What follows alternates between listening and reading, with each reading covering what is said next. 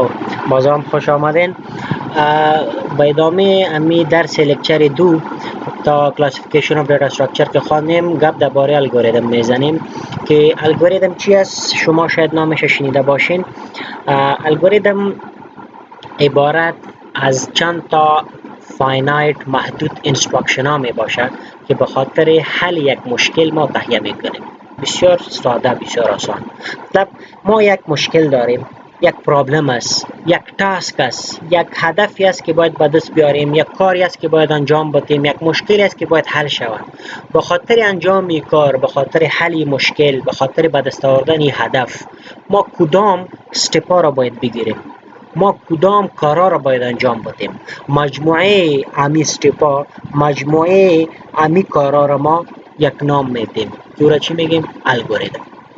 الگوریتم یک ترم عام است، مطلب یک ترمی است که ما عام به این معنا که مربوط مشخص کدام پروگرامینگ لنگویج نمی باشه. جنرالی ما الگوریتم نوشته میکنیم، جنرالی ما الگوریتم استپایش مشخص میکنیم، بعدا در هر پروگرامینگ لنگویجی ایمپلمنت شده میتونه. فرضاً اگر ما بگویم یک الگوریتم، من میخوایم که یک آنلاین ویدیو ریکارد کنم، قسم کمیاله میکنم. حالی یک کاری است که ما باید انجام بدم، یک هدفی است که باید به دست بیارم، یک مشکل است که باید حل شود.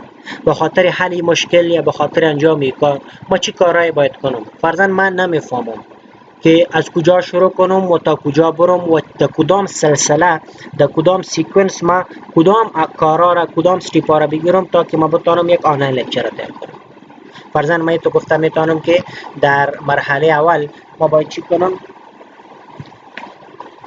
خب قسمی گفتم چی میخوایم کنم که میخوایم لکچر را تیار کنم، آنلاین لکچر را میخوایم تیار کنم. این مشکلی ما است که باید حل شود. به خاطر حل مشکل ما چند استپا را گرفته میدانم. فرضاً اول استپ ما میخوایم تا که یک آنلاین لکچر ما تیار کنم ما باید یک لپتاپ داشته باشم. صحیح است. دوم فرضاً ما باید که یک ریکاردر را داشته باشم. سوم ما باید که موضوع را داشته باشم، تاپیک که میخوایم درباره از لکچر را تیار کنم.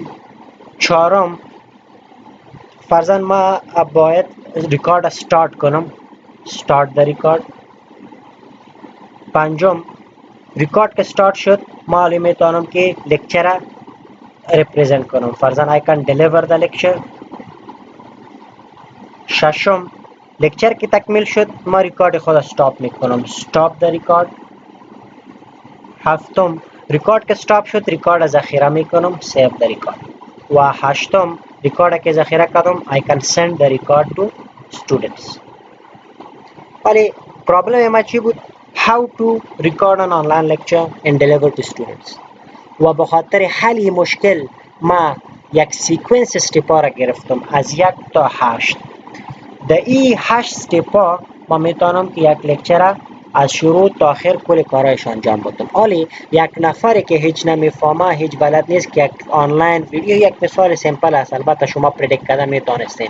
اکثر مشکلات پیچیده و کامپلیکیتد هستند که پردیکت نمیتونیم کرده. به خاطر از اون مثال چی گفتم که فرضاً یک نفری که هیچ نمیفهمه، فرضاً کامپیوتر که یک دم ماشین است نمیفهمه، تا که ما مشخصاً نقطه به نقطه استپ بای استپ برش نبگویم که در کدام مرحله چی کاری باید انجام بدیم.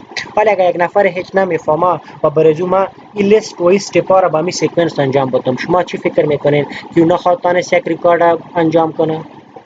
فرضاً به یک محصل ما میگم که اول یک لپتاپ بگی، دوم ریکاردر را درش انستال کو، سوم تاپیک تا بگی و بخوان، چهارم ریکارد شروع کو، پنجم لکچر تا ادامه بده وقتی که ریکارد شروع است، ششم وقتی که لکچر خلاص میشه استاپ کو، هفتم ثبتش کو و هشتم روانش کو. یک قسم استپا را، یک قسم انستراکشن ها را که ما منظم میکنیم به خاطر حل یک مشکل که ما چند تا محدود استپا را میگیریم، این را ما چی نام میدیم؟ الگوریتم. حالی ما گفتم میتونم که this is an algorithm for recording an online lecture, for recording a video lecture. درست است. الگوریتم هم دیگه چیزی نیست، همه قسم است. یک الگوریتم ما چطور تعریف کرده میتونیم؟ An algorithm is a finite set of instructions which accomplish a particular task. That's it. मतलब یک الگوریتم چی است؟ فاینایت set of instruction مطلب هدایت. ما که امیالی براتون گفتم اول چی کنیم، دوم چی کنیم، سوم چی کنیم. این هدایات که ما در چند استپای محدود میگیریم. فاینایت مطلب که محدود باشه، نه که لایتناهی باشه. فرضاً در 5 استپ یک کار میشه، در 6 استپ میشه، در 20 استپ میشه، در 50 استپ میشه. در چند استپای محدود که ما میتونم به خاطر حل یک مشکل، به خاطر انجام یک کار او را بگیرم. این را ما چی میگیم؟ این مجموعه استپا را ما یک الگوریتم میگیم. یا ما گفتم میتونیم به دیگه اصطلاح an algorithm is a finite step by step list of well defined instruction for solving a problem. کی یک تعریف جامعش از نظر بازو، مطلب به خاطر حل یک مشکل که ما مرحله به مرحله استپ بای استپ چند تا استپای محدود، فاینایت مطلب محدود میگیریم و او هر یک استپ خوب واضح باشد تا که در او شک نباشه، تا که در او کدام کنفیوژن نباشه. یک قسم حل یک مشکل ما چی نام میتیم؟ الگوریتمی را نام میتیم. درست است؟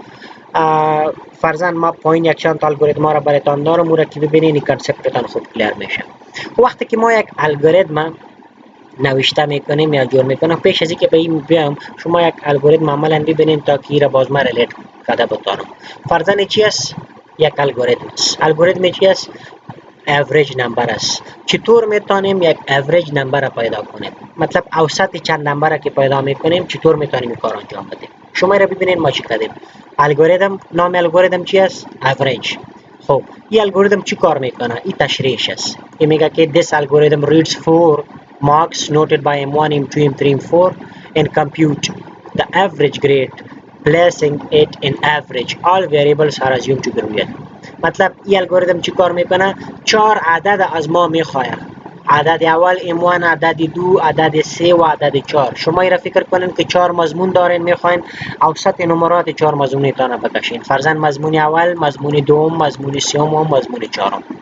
این 4 عدد که گرفت چی میکنیم؟ اوریج کلکولیت میکنیم، اوسط نمره را محاسبه میکنیم. این که چطور میشه؟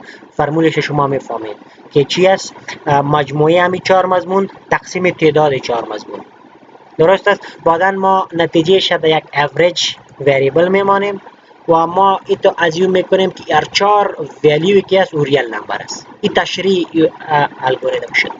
ولی چطور مشخصا این کار انجام میشه؟ در چند استپ کار انجام میشه؟ اصل الگوریتم ما استپایش که هستن اینی هستن. این را شما ببینید در 4 استپی انجام شده. استپ اول، استپ دوم، استپ سوم، استپ چهارم. ما که گفتم که در محدود استپا، فاینایت استپا باید باشه. استپ اول چی میگه؟ input individual marks. هر یک نمره را یا نمره هر یک مضمون را انتر کو. فرضاً میگم که ریڈ کو M1 نمره مضمون اول، نمره مضمون دوم، مضمون سوم، مضمون چهارم. صحیح شد؟ وقتی که هر 4 نمرات گرفتم در استپ دوم چی باید کنم؟ compute average grade. ما اوسط نمره را محاسبه میکنم. او چطور میشه؟ قسم گفتم فرمولش معلوم است که ما میگم که مضمون اول نمراتش جمع، مضمون دوم جمع سوم جمع چهارم، مجموع هر 4 که گرفتیم تقسیم به تعدادشان که 4 است. هر چیز که نتیجهش آمد در اینجا ذخیرهش میکنیم در اوریج. در استپ سوم چی میکنیم؟ نتیجه را که گرفتیم او را آوتپوت میکنیم، آوتپوت در ریزلت. چطور میکنیم این کارا؟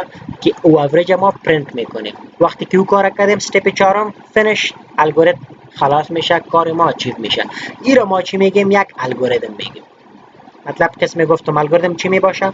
finite set of well defined instructions for solving a particular problem or accomplishing some task.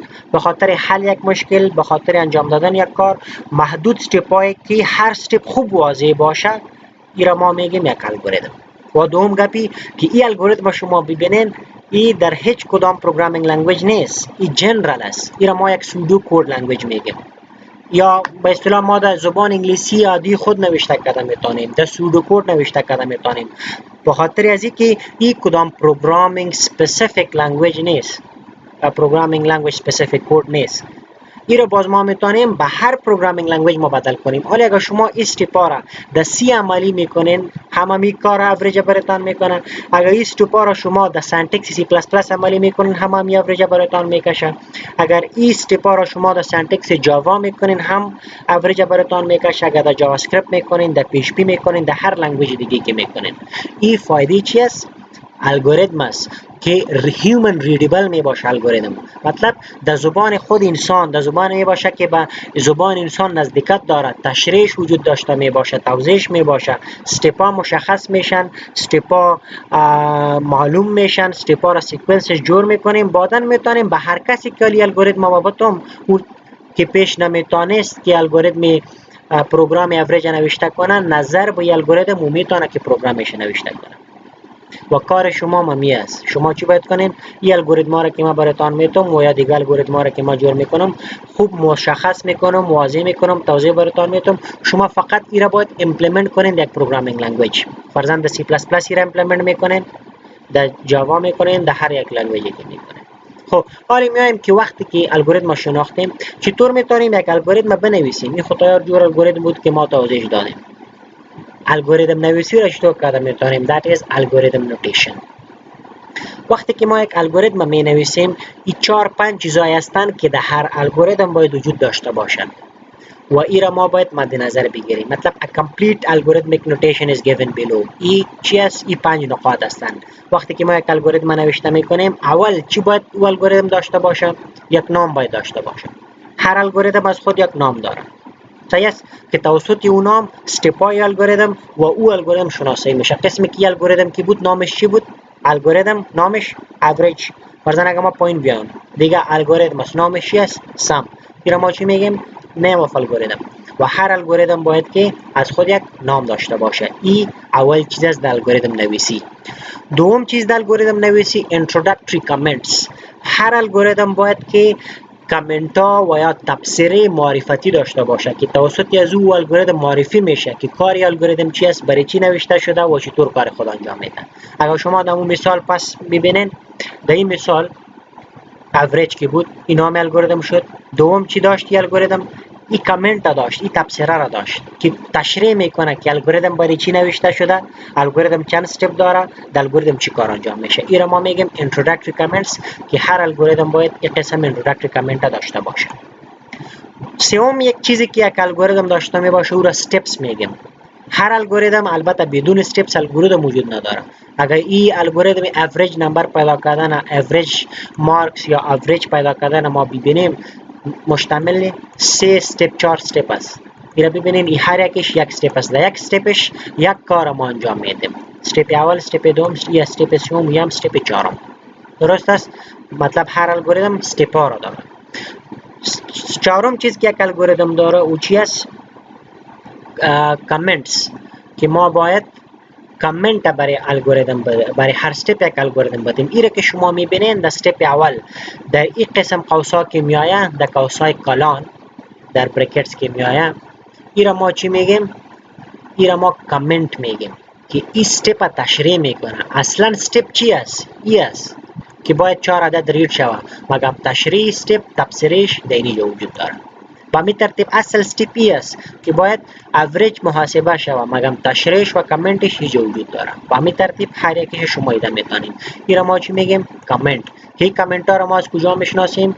از یک قسم قوسا. در الگوریتم هر چیز که بین یک قسم قوس بود او را ما گفته میتونیم که چی است؟ کامنت یا الگوریتم است. این 4 چیزایی هستند که هر الگوریتم باید داشته باشد. الگوریتم نوتیشن ما باید را مراد کنیم. الگوریتم که نوشته میکنیم نام باید به الگوریتم بدیم، تفسیرهای معرفتی را باید بدیم، استپایش مشخص کنیم و هر استپ اگر ضرورت بود نظر به ضرورت ما کامنتش نوشته میکنیم تا که او استپ واضح کنیم. اگر ضرورت نبود then you can leave the comments. دیگه الگوریتم ها که می باشند نظر به این استپا هر یک استپش و هر الگوریتم عموما باید که این کرایتریا را مراد کنه. کرایتریا چی است؟ اینپوت. هر الگوریتم معمولا هر الگوریتم باید که اینپوت ولیو از یوزر بگیره. قسمی که ما در این الگوریتم چی گفتیم؟ 4 عدد به این الگوریتم دادیم تا که اوریج از او اعداد برای ما بکشه. این ما چی میگیم؟ اینپوت تو الگوریتم. آوتپوت وقتی که یک الگوریتم کارهای خود انجام میده در آخر به خاطر هدفی که الگوریتم ما جور کردیم نتیجه را برای ما میده که او را باز ما چی میگیم؟ آوتپوت اف الگوریتم. مطلب هر الگوریتم باز از خود یک آوتپوت داره. دیگهش definiteness. Each instruction must be clear and unambiguous. مطلب هر استپ، هر اینستراکشن یک الگوریتم که می باشه او باید خوب واضح و خوب آشکار باشه، هیچ کدام امبیگویتی در وجود نداشته باشه، شک وجود نداشته باشه. فرضاً اگر ما بگویم این یک definite چی است؟ instruction است، یک step است که خوب واضح است، خوب آشکار است که چی گفته که input individual marks، هر نمره را، هر نمره هر مضمون را انسرت کنین، داخل کنین و او را چطور کده میتونیم؟ اینجا باز برای ما گفته که ریت، مطلب از کیبورد از یوزر بگی M1 M2 M3 M4 خوب واضح است. مگر برخلافش ان بگوش چطور می باشه؟ ما پیش یک الگوریتم براتون اینجا جور کرده بودیم. در اینجا استپایش شما ببینین، اگر شما بیاین ببینین این استپا زیاد واضح نیستن. لپتاپ، سر لپتاپ ما چی کنیم؟ فرضاً ریکاردر، کدام ریکاردر؟ ریکاردر ریکارد چطور میکنه؟ اگه اینجا ما بگیم استارت د ریکاردر، چطور ریکارد استارت میشه؟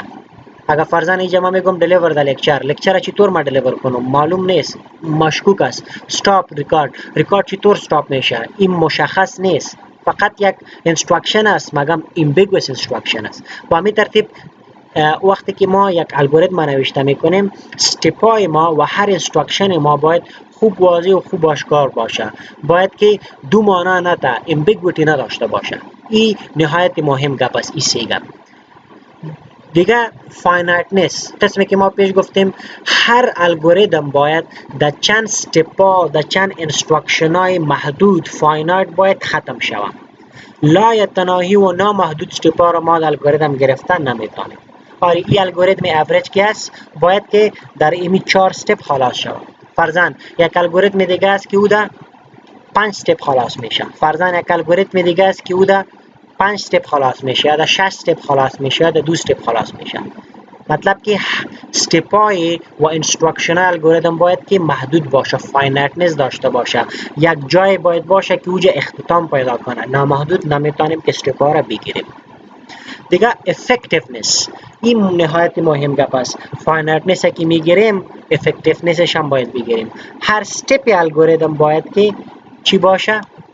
مفید باشه، نه که ما 2 3 و یا 4 استپ اضافی بگیریم که برای هیچ نیاز نیست، بدون از این کارا شده میتونه. و یا ما باید قسم نکنیم که یک کاری که در یک استپ انجام میشه ما در 2 استپ کنیم، به خاطر که فاینایتنس از بین میره. و یا یک کاری که در یک 2 استپ به موثریت میشه ما او را در یک استپ فورس نمیکنیم تا که موثریتش از بین نره. این را ما چی میگیم؟ effectiveness of every algorithm and effectiveness of every step. کل الگوریتم ما باید افکتیو باشه. افکتیو به معنی که الگوریتم برای هدفی که ساخته شده او هدف به شکل خوبش به دست آورده بتونه. این الگوریتم برای پیدا کردن اوریج جور شده است، اوریج باید به شکل موثرش برای ما پیدا کنه. یک گپ. دوم افکتیونس که وقتی که یک استپ ما نوشته میکنیم هم افکتیونس و استپ ما در داخل الگوریتم باید ببینیم که این استپ برای الگوریتم چقدر مفید است. این را ما چی میگیم؟ الگوریتمیک نوتیشن. الگوریتم که ما نوشته میکنیم این نقاط باید مد نظر بگیریم. اینجا شما مثال اوریج دیدین، ما براتون توضیح دادم. اینجا دیگه مثال هم در نوتتان هستن، شما ببینید. فرضاً الگوریتم از به خاطر سم پیدا کردن جمع. این را ببینید، این نام الگوریتم شد. بعد introductory comments. This algorithm get 2 numbers and to calculate the sum. دو عدد میگیره و مجموعش برای ما میکشه. اول این کار ما در چند استپ پشتو انجام داده میتونیم. input first number in n، در یک وریبل n اول نمبر را input کنیم. دوم input second number in m، در یک وریبل m دوم نمبر input کنیم. step assume add n to m and store result in s.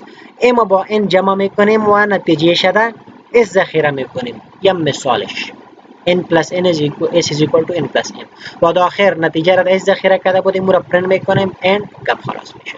این چیز یک الگوریتم است به خاطر جمع دو عدد. یک قسم هر قسم مشکل که ما داشته باشیم توسط الگوریتم ما اصلا اول پرابلم سالو میکنیم، بعدا او را ایمپلمنت میکنیم. تا حالا شما چی میکنین وقتی که براتون گفته میشد که یک پرابلم سالو کنین، یک پروگرام نوشته کنین؟ شما دایرکت میرفتین در کد میششتین و اونجا کد میکردین. یکی در هر قدر تعداد استپا او انجام میشد شما در قصهش نمیبودین. فرضاً یک کاری در 5 استپ انجام میشد، شما در پروگرامینگ در 10 استپ انجام میدادین. و یا افکتیونس یا الگوریتم شما نمیفهمیدین اصلا چی باید شه. وقتی که حل یک مشکل پیدا میکنین و یک پروگرام نوشته میکنین شما باید الگوریتم اول برش دیزاین کنین. الگوریتم شما باید تهیه کنین، افکتیونسش ببینین، فاینایتنسش ببینین، بعد از او شما از این الگوریتم پروگرامتان تهیه کنین. حالا اگر ما این الگوریتم به هر کس میتم او میتونه از این پروگرام نوشته کنه اگر کد سی را بلد باشه، سنتکس سی را بلد باشه. اگر یک کس سنتکس جاوا را بلد باشه همین پروگرام در جاوا ایمپلمنت نمیکنه و جاوا هم برش همین کار انجام میده. این را ما چی میگیم؟ الگوریتم میگیم. فرضاً اینجا شما دیگه الگوریتم دیده میتونین. exchange values وقتی که ما بین دو وریبل ولیو چی میکنیم تبدیل میکنیم که ولیو یک وریبل به دیگه بیا و از دیگه به دیگه بیای. exchange two values ما استپ را باید بگیریم. فرضاً اگر شما نمیفهمین استپ 5 استپ اگر شما فالو کنین و در C++ ایمپلمنت کنین میتونین ولیو دو وریبل با هم تغییر بدین. ببینین چطوری کار انجام میده. اول نام الگوریتم exchange value. دوم introductory comment چی است؟ this algorithm exchange value of two variable. از دو وریبل چیش تغییر میتن؟ ولیوش تغییر میتن. استپ اول چی باید کنیم؟ یک ولیو داشته باشیم یک وریبل n is equal to ده. این کامنت شد تشریح از استپ که در وریبل n ولیو داره باید پردیم. استپ دوم m is equal to 20 مطلب که این تشریحش است در وریبل m ولیو 20 میندازیم. باز چی میکنیم؟ استپ سوم temp is equal to n. در استپ ما چی را میکنیم؟ در تشریح شما ببینیم assign the value of n to variable temp. ما یک کار میکنیم که امیره براتان اینجا رن میکنم تا که شما ببینید.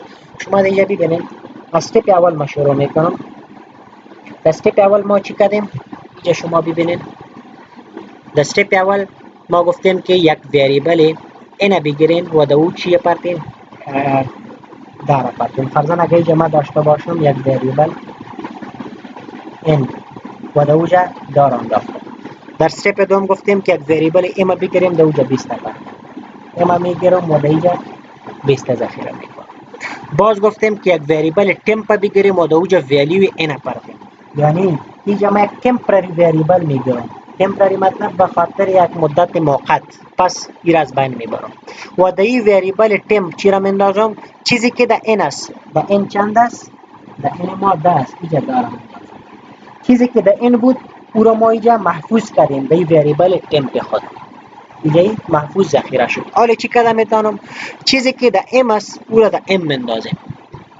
اینجا چیزی که در n وجود داره او 10 است. درست است که او ولیو ما اینجا کاپی کردیم آوردیم اونجا تعال موجود داره. این را ما میارم در m مندازم. نه سرچپک گفتم چیزی که در m است او را در m مندازیم. از این ولیو گرفته در اینجا مندازیم. مطلب این چند میشاله؟ این از بجای 10 20 میشه. صحیح شد؟ حالا چیزی که در این بود و محفوظ شد در n. صحیح شد؟ حالا چیزی که در temp است پس در m میاریم. در temp ما ولیو n انداخته بودیم. این را پس میاریم در temp. یعنی که اینجا چند میآیاله؟ 10. حالا ما گفتم میتونیم که end دیگه این پروگرام ترمینیت میشه و این را ما از بین میبریم. شما ببینید اول در n 10 بود در m 20 بود. این دو ولیو ما اکسچنج کردم. در n 20 آمد در n 10 آمد. با همین ترتیب شما میتونین هر الگوریتم ایمپلمنت کنین. حالا این را ما رنش براتون گفتم. ایمپلمنتیشنش چون این الگوریتم است به خاطر که دایرکت پروگرامینگ اینستراکشن نیست شما میتونین در هر پروگرامینگ لنگویج را ایمپلمنت کنین. ما یکیش براتون میکنم دیگه الگوریتم را با شما ایمپلمنت میکنم. فرضاً اگه ما مثال سی را بگیرم پروگرام سی را ما نوشته میکنیم چه قسم پروگرام سی را که نوشته میکنیم هاش اینکلود iostream equal syntax شما نوشته کنین. باز میایم در main function. این فرضاً بادی main function ما شد. در داخل از این ما چی گفتیم؟ اول وریبل n میگیریم. فرضاً من اینجا میگیرم که یک وریبل integer n is equal to 10 semicolon. با استپ دوم چی میگه؟ که m بگیریم. فرضاً integer m is equal to 20 semicolon. در او 20 انداختیم. باز میگه که temp بگیریم و در او چی را پرتیم؟ n پرتیم. حالا بخاطر از اینکه ما در تم وریبل ولیو n نمیندازم، این اینتیجر است و باید اینتیجر باشه. من اینجا گفتم میتونم که اینتیجر تم یا تمپرری وریبل برایم جور کنم و ولیو n دو پرتن. بعدن چیزی که در m صورت در m مندازیم، n ما مساوی میشه با ولیو m و بعدن چیزی که در تمپوت صورت در m مندازیم، m ما مساوی میشه با ولیو m. That's it. اینجا سمیکالون میاد. حالی فقط اگزکت استفاده شدن. یکی با شما دیگه چه قسمی پروگرام میتونه فلکسیبل میکنین و بود شما میشه. فرضاً شما میتونین که ولیو را فیکس نگیرین، اینجا سی ان کنین و سی اوت کنین. شما نوشته میکنین سی اوت فرضاً انتر تو نمبرز و با اینجا شما میکنین که سی ان و ام به ترتیب. وقتی که اینجا پس شما بدل کردین اور دو ولیوش، اینجا گفته میتونین که سی اوت ولیو نوی n مساوی میشه با چیزی که در n است و سی اوت ولیو نوی m مساوی میشه چیزی که در m است. اندینا پرتین و لاین بریک کنید. پیش از این سوایپینگ شما ولیو n و m ببینین، بعد از این سوایپینگ شما ولیو n و m ببینین که او ولیوهای خود این وریبل ها تغییر دادن. ایره میگم امپلیمنتیشن یک الگوریتم در یک پروگرامینگ لنگویج که ما دستی امپلیمنت کردم، شما میتونید در هر زبان دیگه امپلیمنت کنید. صحیح شد؟ خب وقتی که الگوریتم نوشته میکنیم، ما چطور میتونیم که مختلف کنستراکت های مختلف استپ های الگوریتم ما تهیه کنیم. فرضاً میتونیم در الگوریتم اینپوت بگیریم، اینپوت و آوتپوت استیتمنت اشتو گرفته میتونیم. شما الریدی در بالا الگوریتم ها دیدین. وقتی که میخوایم اینپوت بگیریم، ما از کیورد اینپوت استفاده میکنیم، بعدن وریبل نیم میگیم. قسمی که اینجا ما گفته بودیم اینپوت n یا اینپوت فرست نمبر n هر قسمی که میشه، یا یک قسم رید ما میگیم که رید m1 m2 m3 m4. مطلب از این چی است؟ وقتی که ما اینپوت یا رید میگیم، هدفش این است که ما باید از یوزر اینپوت بگیریم. و وقتی که میخوایم آوتپوت بدیم، باز ما چی میگیم؟ پرینت. قسمی که در بالا الگوریتم ما گفتیم پرینت اس، یعنی که آوتپوت باید ما بدیم. با همین ترتیب شما میتونین هر وقت تنها اینپوت آوتپوت نیست، کنترل استیتمنت ها رو استفاده میکنین، اف استفاده میکنین، لوپ استفاده میکنین. این کارا چطور میشه؟ اینا میتونیم ما به این شکل انجام بدیم.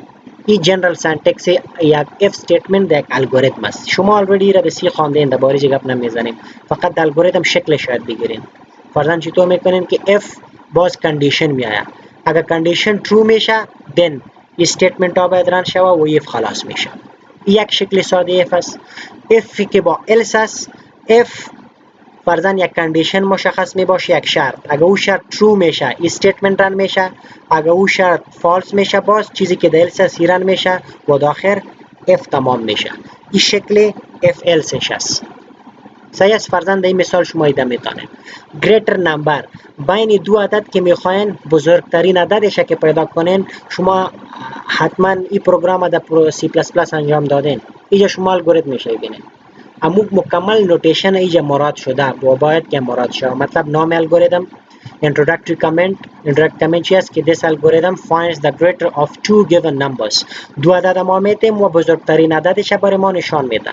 استپ اول start، این آپشنال است که start میگین یا داخل exit میگین یا نمیگین. استپ دوم input two numbers، قسمی که بالا گفتیم وقتی که input میخوایم از کدام کیورد استفاده میکنیم؟ input. اینجا ببینین چی گفتیم؟ input two numbers A and B، مطلب د وریبل A و د وریبل B دو عدد اینپوت کو، یا با زبان C++ اگر میگین CNA CNB. باز چی میکنیم؟ F، همیاله که گفتیم یک شکل F else که است. اگر A بزرگ بود از B، این کندیشن اگر true میشه then ای باید پرینت شوه output است. print A is greater. اگر این کندیشن false میشه میاد در بخش else. output برای ما چی میده؟ print مطلب output B is greater. مطلب یا شما گفته میتونین C out B is greater output، مطلب مربوط با هر زبان که است. اگر در C++ هست جو گفته میتونین C out B is greater. اگر در جاوا هستین شما گفته میتونین که console.write. صحیح است؟ فرضاً اگر در جاوا اسکریپت هستین شما گفته میتونین که document.write صحیح است. به این ترتیب شما در هر لنگویج باز مشخص گفته میتونید داخلش end و باز الگوریتم شما میشه. با همین ترتیب greater number between three numbers، اگر بین سه عدد یک greater number پیدا میکنین این الگوریتم میشه در تقریبا 4 استپ انجام شده است. شما این را باز خودتان رن کنین، فقط این را باید امپلیمنت کنین در پروگرامینگ لنگویج. اینجا نستد اف استفاده شده. استپ اول start، استپ دوم سه عدد باید انپورت کنیم و استپ سوم ما اول ا را با بی مقایسه میکنیم. اگر ا کلان از بی بود باز میبینیم که آیا ا کلان از سی هم است یا نیست. اگر باز ا کلان از سی هم بود مطلب نستد است، این داخلی از ای است. باز میگم که ا کلان است هم از ا از بی کلان شده است و هم از سی کلان شده است، مطلب ا از کلگی کده کلان است. این رو ببینیم کامنتش میگه که نستد اف است. و اگر این نبود باز سی کلان است و اگر ام کلان نبود بی هم کلان نبود باز میبینیم که آیا یک بی که از یک کلان است بی از سی کلان است. اگر سی کلان بود میگیم که بی کلان است، اگر باز میگیم که سی کلان است. اند اف ای داخلی اف است و ای بیرونی اف است. ای هم تمام میشه این درس. خود دیگه هم میتونیم در الگوریتم ضرورت لوپ باشه. لوپینگ استیتمنت تو گرفته میتونیم دو نوع لوپ در الگوریتم که میگیریم فور لوپ و وایل لوپ. این جنرال سنتکس فور لوپ در الگوریتم است. امو فور لوپ است که شما در سی پلاس پلاس خواندید. فقط این الگوریتم عمومی است، مطلب مشخص با سی پلاس پلاس نیست، در هر زبان بازی تبدیل شده میتونه. چطور میگیم جنرال سنتکسش؟ وقتی که ما لوپ در الگوریتم میگیم ما از لغات ریپیت استفاده میکنیم، از کیورد ریپیت. میگم که ریپیت فور یعنی که یک فور لوپ است. صحیح است؟ حالا در فور لوپ ما سه بخش داریم. از کجا شروع شود؟ I value تا کجا بره F value و در هر تکرارش چقدر اضافه شود S value. این را شما اینجا تشریح شدیده میتونید. صحیح است؟ فرضاً اینجا اگر ما بیایم یک الگوریتمی است که در یک لوپ استفاده شده که از یک تا ده اعداد برای ما پرینت میکنه. اینجا ببینین نام الگوریتم نیچرال نمبر، تشریح الگوریتم که این الگوریتم چی میکنه؟ از یک تا ده اعداد پرینت میکنه. استپ اول start، استپ دوم repeat for. اینجا شما میتونین بگوین که for یا در آخرش for، اینجا for گفتیم. repeat step 3 مطلب دا بادی لوپ چی میآید؟ step 3 میآید. ای از کجا تا کجا؟ سی از یک شروع تا دا میره و یک دو اضافه میشه. That's it. یه ببینین اگر ما براتون رن کنم در سی پلاس پلاس تا که باز با مشکل روبرو نشین چطوری الگوریتم رن میشه.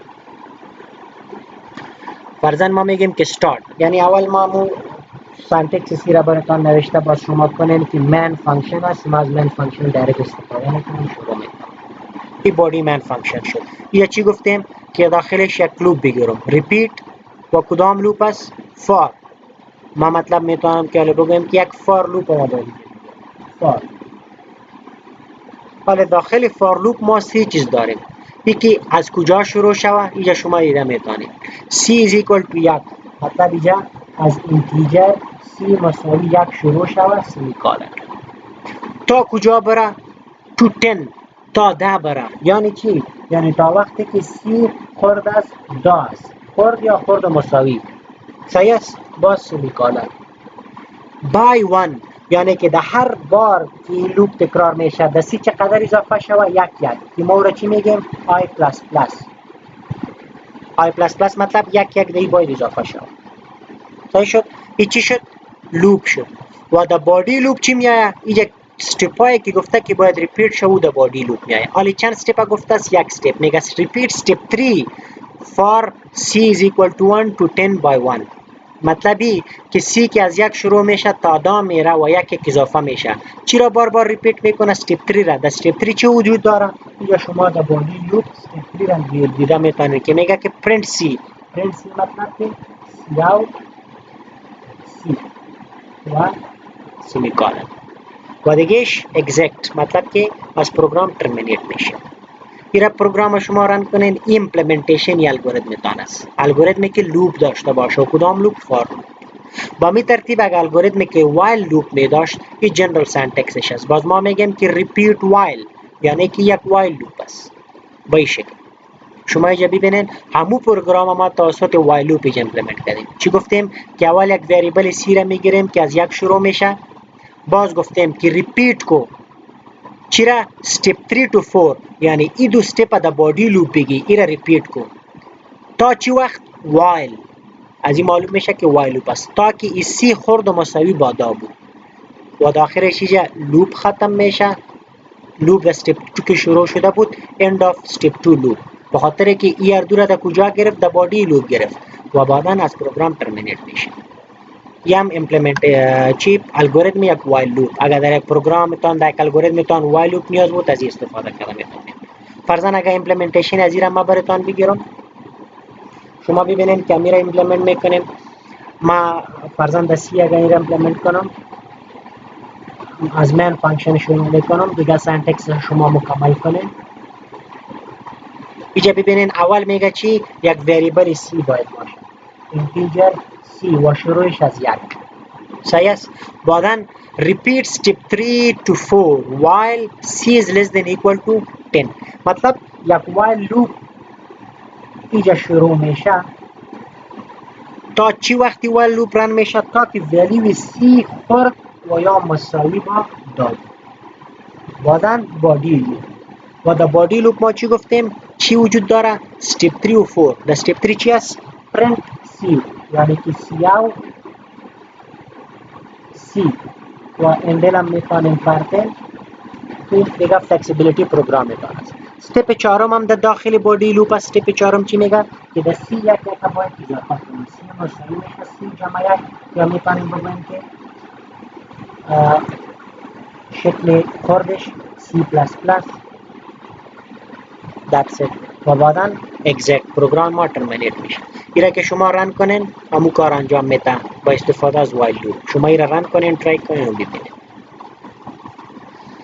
خب این گپی الگوریتم نوشته کردن و مختلف الگوریتم ها مختلف پروگرامینگ کنسترکت ها اف لوپ اینپوت آوتپوت و چیزا را تو میتونیم در الگوریتم خود بگیریم ولی ما یک موضوع دیگه داریم مختصرا به نام سب الگوریتم سب الگوریتم چی است تا بالا ما که گپ میزدیم جنرالی الگوریتم گپ میزدیم سب الگوریتم عبارت از یک الگوریتمی است که ایندیپندنت الگوریتمیک مدیول ما او را میگیم و بسیار یک شکل ساده شکل ما براتون بگم فانکشن ها را شما در سی پلاس پلاس خواندین در داخل پروگرامتان شما 2 3 4 5 فانکشن می گرفتین فرضاً فانکشن به خاطر جمع دو عدد فانکشن به خاطر اوریج کشیدن فانکشن به خاطر فرضاً دیتا سورت کردن یک قسم یک فانکشن شما می گرفتین او خود او فانکشن چی است حل یک مشکل است حل یک مشکل که است استپای محدود داره استپای محدود که داره مطلب یک الگوریتم است و قسم ایندیپندنت الگوریتمیک مدیول را ما چی میگیم که در داخل یک پروگرام باشه و توسط یک پروگرام کال میشه او را ما سب الگوریتم میگیم یعنی که در داخل پروگرام سی پلاس پلاس تان دیگه پروگرامتان وجود داره در یک جایش یک فانکشن گرفتین هر وقتی که شما نام اون فانکشن را کال میکنین استپایی که در داخل اون فانکشن گرفتین او کال میشه این را ما چی میگیم یک سب الگوریتم میگیم صحیح است و جنرال شکلش هم شما سنتکسش هم میفهمین نامی سب الگوریتم لیست پارامتر که میتین و بعدا بادی سب الگوریتم مطلب داخلش هم استپایش فرضاً اگر ما اینجا بگویم یک مثال براتون بگویم این یک مثال است که ما چی میکنیم اوسط 3 عدد میکشیم اوسط 3 عدد که ما میکشیم چطور میکنیم فرضاً اگر ما در یک ایندیپندنت الگوریتم بگیریم که سب الگوریتم است در یک فانکشن این نام فانکشن ما شد مین برش 3 عدد پاس میکنیم در پارامتر a b c این در داخلش دو استپ انجام میده استپ اول a b c را جمع میکنه تقسیم به تعدادش 3 که اوسطش میکشه و در داخل اوریج وریبل ذخیره میکنه بعدا این فانکشن اوریج ریترن میکنه این چی شد در داخل دیگه پروگرام یک پروگرام خرد دیگه شد یک الگوریتم خرد دیگه شد که ما میگیم سب الگوریتم صحیح است سب الگوریتم بدون هستند فانکشن سب الگوریتم و پروسیجر سب الگوریتم فانکشن سب الگوریتم میره که براتون گفتم یک فانکشن سب الگوریتم است پروسیجر سب الگوریتم هم به همین شکل است فقط امپلیمنتیشنش فرق میکنه چطور این شما ببینید فانکشن سب الگوریتم returns a single value to the calling method algorithm through return statement but procedure sub algorithm returns more than one value through parameters مطلب همو اردویشان چی هستند سب الگوریتم هستند مطلب یک ایندیپندنت الگوریتمیک مدیول است تعداد استپای هستند که باید یک کار انجام بدن و باید کال شوند. وقتی که کال میشن استریپ انجام میشن و او کار انجام میدن. فرقش در چی است که در فانکشن استپ الگوریتم سب الگوریتم ما یک ولیو ریترن میکنیم، قسمی که فقط اوریج ریترن کردیم. مگم در پروسیجر سب الگوریتم ما میتونیم که از یک تا زیاد ولیو ریترن کنیم. قسمی که باز در این الگوریتم شما ببینید که در جاوا ممکن است که توسط پارامتر ما چند تا ولیو ریترن کرده میتونیم. صحیح است. امو گپاسی جام که میگه the function sub algorithm returns an expression and procedure sub algorithms returns to the call statement. وقتی که کال میشه در وقت ریترن میکنه. این مثال یک فانکشن سب الگوریتم و این مثال یک پروسیجر سب الگوریتم. این همون مثال چی است؟ اکسچنج ولیو. ما پیش اکسچنج ولیو از کامپلیت پروگرام گرفته بودیم. اگر شما میتونید توسط یک فانکشن یا پروسیجر بگیرین به این قسم. مطلب این همون فانکشن است. به نام اکسچنج فانکشن است. دو ولیو ما برش پاس میکنیم A و B. این داخلش چی میکنه؟ همون ولیو را سوپ میکنه. ولیو A را به B میته، ولیو B را به A میته و پس ریترن میکنه. این که ریترن میکنه یک ولیو ریترن نمیکنه. این اصلا تغییر در دو ولیو اوجا برای ما نشان میده. از این خاطر ما یک پروسیجر سب الگوریتم میگیم. And that's it for today. Introduction با الگوریتم و introduction با data structure تمام شد. در لکچر بعد ان شاء الله ارے را شروع میکنیم. یکی از دیتا استراکچرهای بسیار زیاد به کار بردنی است در کل پروگرام و خوب به تفصیل بازو را میخوانیم. شما چی باید کنین؟ الگوریتمایی که تال ما دیدیم و خواندیم تشریح ما براتون کردم، شما او را در C++ ایمپلمنت کنین. کسی که در جاوا میکنه در اوج ایمپلمنت کنه. در هر زبانی که راحت هستین اوج ایمپلمنت کنین، آوتپوتش ببینین. و این اسایمنت تان است، با خود نگاه کرده باشین. وقتی که ما براتون گفتم این پول اسایمنت ها را باز در LMS اپلود میکنین و نظر به باز ما براتون نمره میدم. نمره فعالیت باز از این طریق ما میدیم. خب برای حال اینقدر کافی است. الله حافظ.